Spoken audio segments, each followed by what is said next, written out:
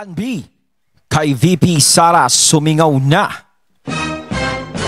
Ayan, syempre itong balitang ating matutunghayan ngayon ay nagmula kay Robin Sweet Showbiz. At ito po ang inyong lingkod na si BT na magbibigay ng reaksyon at komento dito sa video na ating matutunghayan ngayon.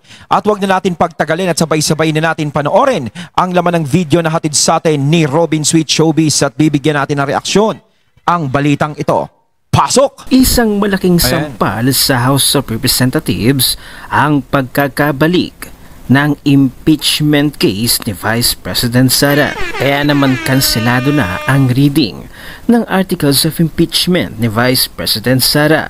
Kaya naman tila luhaan na ang House of Representatives at ang mga sanay tatayong judge at lilitisin. Ang gara ng picture na ito, no? Lahat sila nakayuko, parang ang lulungkot nila. Para silang nagluluksa. Samantalang nung dati, nung nakaraan, nung lahat sila nagpirmahan, yung umabot ng 200, kamyo-kamyo, yung mga pumirma sa impeachment ni VP Sara, no? Palakpakan sila, nagtatayuan, tuwang-tuwa, kulang na lang ay magpapiesta. Ngayon ay para silang pinagsakluban ng langit at lupa. Di ba? Ang tindi ng nangyari. Ayan naman sinasabi ko naman kasi sa inyo. Ayaw nyo pang tigilan si VP Sara. Di ba? Ang dami nyo ng inaano sa kanya, pero lahat wala. Walang nangyayari. Hindi pumapabor sa inyo ang pagkakataon. Diba? Hindi talaga tumatalab. Kaya nga sinasabi ko sa inyo ang malaking kakampi talaga ni VP Sara dito, hindi lang yung mga Duterte Black o yung mga senador. Ang malaking kakampi ni VP Sara dito ay ang taong bayan. Hanggat maraming taong bayan ang naniniwala sa mga Duterte, lalong-lalo na kay VP Sara, hindi nyo basta-basta mahihila pababa si VP Sara. Diba? Ginawa nyo na lahat para papaniwalain ang mga tao sa kung anong inaakusan nyo kay VP Sara, pero wala pa rin nangyayari. Yung mga nakakapit kay VP Sara at naniniwala ay patuloy pa rin nakakapit at naniniwala kay VP Sara. Hindi nyo matanggal-tanggal yung kamay nila kay VP. Diba? Si Vice President Sara ay nagpabasbas na lamang sa isang pari. At hindi lang yan, abay ang mga articles of impeachment na kanila sana'y babasahin, inalay sa altar. Diyos ko na... Inalay sa altar no? Grabe naman yan. Sobra namang napaka-dramatic at napaka-emotional naman ang nangyari. Dapat bang ialay sa altar yan? Diyos ko naman, pati ba naman yung mga sagradong bagay ginagamit pa sa ganyan? Sana hindi na lang. Diba? Naman, hindi ba kayo nahihiya sa inyong mga pinagkagagawa? Ngunit may plan B pala. Itong si Romualdez. Yan ay sampahan ng marami pagkadami-daming kaso si Vice President Sara. Inadapt na nga ng Kamara ang rekomendasyon ng committee report ng House Committee on Good Government and Public Accountability. Aba, meron daw plan B kay VP Sara. Ako hindi na ako nagtataka dyan. Sa mga plan B na yan, meron pa sigurong plan C, plan D, plan D, Plan M, Plan F, Plan M, hanggang Plan C. Hanggat hindi dumarating ang 2027, yung kalahatian nun, no, yung papalapit na 2028, siguradong marami pang haharapin si VP Sara at siguradong marami pa silang ipapatong dyan kay VP Sara. Sigurado yan. Diba? Kasi nga nandiyan tayo sa pagpigil. Sa pagpigil sa kandidatura ni VP Sara bilang presidente. Lalong-lalo na ramdam nila at alam na nila sa sarili nila na parang si VP Sara ay desididong tumakbo bilang presidente sa 2028. Kaya hanggat maaga, 'di ba? Hanggat maaga kailangan na nilang maagapan. Kaya hindi tayo magtataka na merong plan B, plan C, plan D o anuman. Mga plan na 'yan na darating at haharapin ni VP Sara.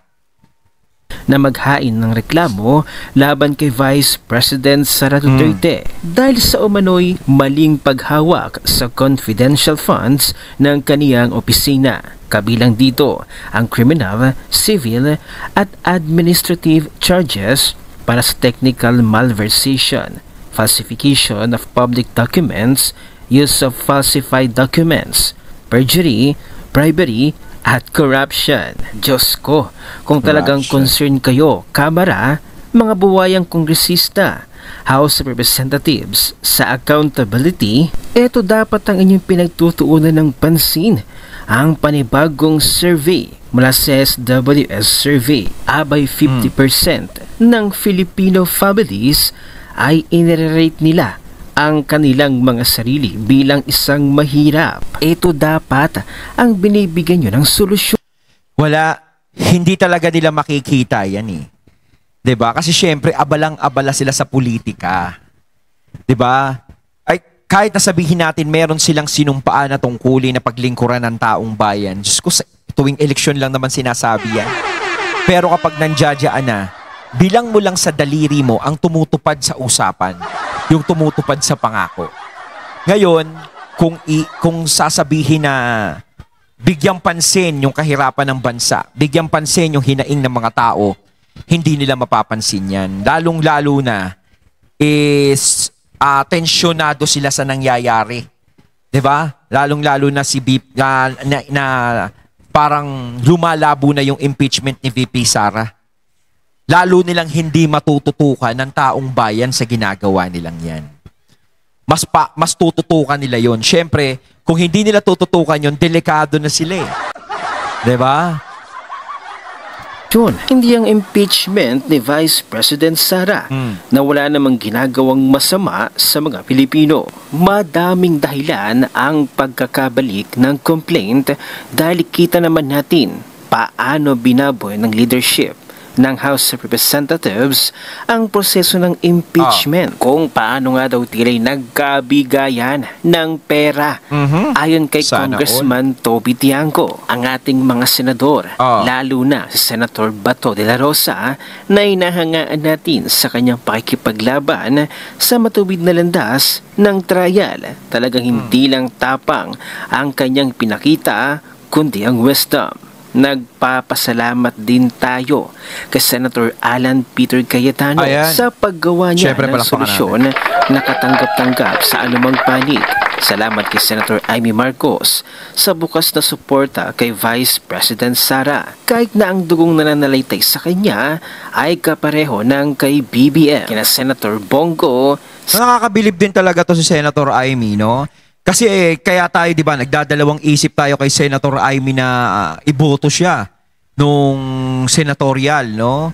Nung midterm election. Siyempre, iniisip natin, baka mamaya pag nanalo to is kalimutan na kung ano man yung sinisimulan niya.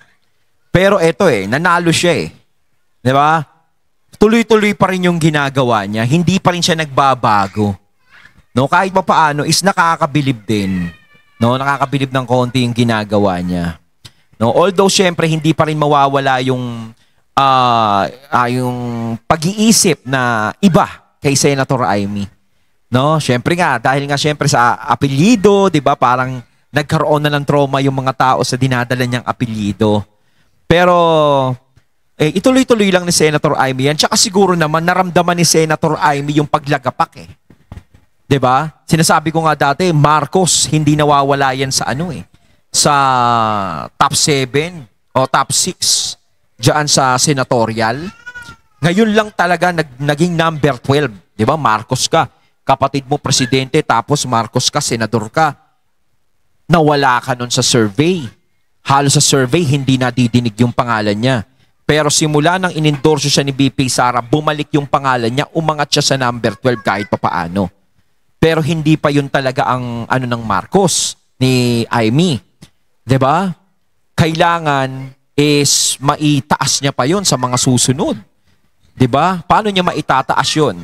Walang iba kundi ibalik ang tiwala ng mga tao sa kanila, sa kanya. 'Di ba? Senator Cynthia Villar ang mga mayayaman na hindi nakipag-socialize sa oligarch kina Senator Robin Hood Padilla, Senator Mig Zubiri at sa nag-away pa si Robin Padilla tsaka si si Villanueva. ilan pang mga senador na nahirapan sa desisyon pero mas pumalig sa tama. Sa 20th Congress, sasalubungin ito ng mga bagong senador kabilang na ng isa sa pinakamagaling at yayanig sa Senado. Walang iba kundi si Senator Rodante Marcoleta. Hindi pa tapos ang laban dahil may mga banta pa din at hindi pa din natin naiuuwi ang dating Pangulong Duterte. Kaya nga ang mga kakamping at loyalista ay umaasa naman ngayon sa people power kuno nila. Panagutin sa pera ng bayan no?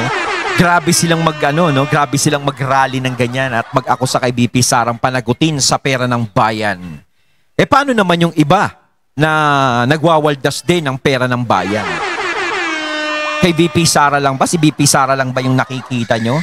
Baka pwedeng buksan nyo ng konti yung mga mata nyo. Baka may makita pa kayong iba.